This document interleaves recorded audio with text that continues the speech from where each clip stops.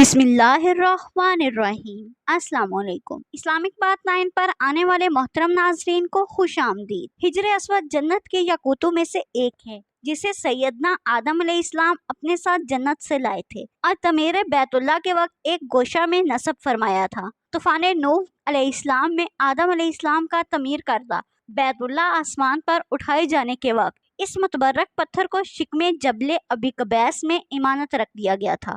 پھر تعمیر ابراہیمی کے وقت جبرائیل علیہ السلام نے اللہ تعالیٰ کے حکم سے سیدنا ابراہیم خلیل اللہ علیہ السلام کی خدمت عالیہ میں پیش کر دیا۔ اس طرح اسے پھر اسی جگہ کی زینت بنا دیا گیا جہاں پہلے رونق افروز تھا۔ اس کے فضائل اور اوصاف میں حضور کریم صلی اللہ علیہ وآلہ وسلم کے بہت سے ارشادات، حدیث اور تاریخ کی کتابوں کی زینت بنے ہوئے ہیں۔ طواف کی ابتدا حجر اسود کے استلام سے ہوتی ہے۔ یہ جنت کا پتھر ہے جس میں اللہ تعالیٰ نے انسانوں کے گناہوں کو جذب کرنے کی عجیب تاثیر رکھی ہے۔ چنانچہ نبی اکرم صلی اللہ علیہ وآلہ وسلم نے ارشاد فرمایا، جس وقت حجر اسود جنت سے اترا تو وہ دودھ سے زیادہ سفید تھا، پھر آدمیوں کے گناہوں نے اسے سیاہ کر دیا۔ اور ترمذی شریف میں ایک روایت میں ہے کہ حجر اسود اور مقام ابراہیم جنت کے یاقوتوں میں 2 یاقوت ہیں۔ اگر اللہ تعالیٰ ان کی روشنی کو ختم نہ فرماتے تو یہ پوری زمین و آسمان کو روشن کر دیتے۔ نیز یہ بھی مروی ہے کہ حجر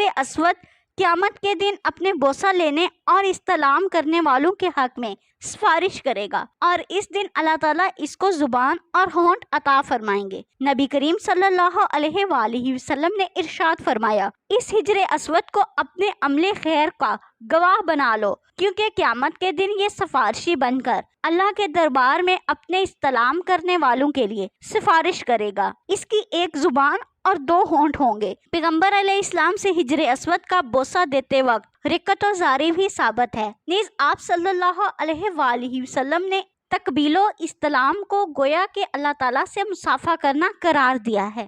آپ صلی اللہ علیہ وآلہ وسلم کا ارشاد ہے، جو شخص حجر اسود کو ہاتھ لگائے تو گویا وہ اللہ تعالیٰ سے مصافحہ کر رہا ہے۔ حجر اسود کی استلام کا کمال استحضار کے ساتھ اہتمام کرنا چاہیے۔ بھیڑ کا موقع نہ ہو اور سہولت سے بوسہ لینا ممکن ہو، قریب جا کر بوسہ لیں، اور اگر بھیڑ زیادہ ہو تو دور ہی سے استلام کر لیں۔ اس سے بھی بوسہ کے برابر ہی ثواب ملتا ہے۔ باقی حجر اسود کے رنگ سے متعلق احادیث میں جو وار ہے اس کا بیان اوپر آ چکا ہے۔ بنی آدم کے گناہوں نے اس کا رنگ کالا کر دیا، لیکن ہمیں ایسی کوئی حدیث نہیں ملی جس میں یہ صراحت ہو کہ حجر اسود کے رنگ کا کالا ہونا قیامت کی نشانیوں میں سے ہے۔ اللہ پاک ہم سب کا حامی و ناصر ہو۔ مزید اسلامک ویڈیوز دیکھنے کے لیے ہمارے چینل کو سبسکرائب کریں۔ شکریہ۔